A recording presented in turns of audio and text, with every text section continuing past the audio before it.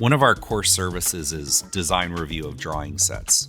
We review hundreds of drawing sets for architects all around the country every year. We're always getting asked new questions about this theory or that theory or this process or that process. We're really looking forward to putting some research together, using our tools in the laboratory, and publishing some papers that could help the industry.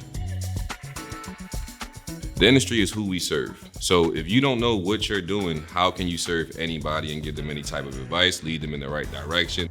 There are areas where we think we know what the best way to do it is, but there's not empirical data in the industry. So we try to fill that void with our testing. Put the water in there, spray the water, see how the water travels. Understand that water and air travel the same way. So if air is getting through, the water can get through as well.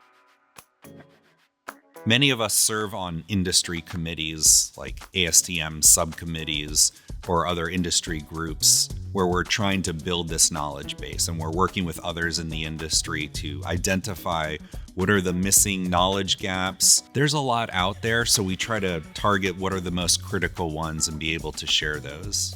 School or education, that is the halfway point. The other halfway point is experience, is knowledge, is understanding and knowing what you are doing. That's why it's so crucial for us to run these tests so we can at least simulate, or at least try to simulate, things that we may come across in the job site or in these real-world conditions. The forensic investigation industry really needs additional research to be able to rely on, and Salas O'Brien is going to provide that.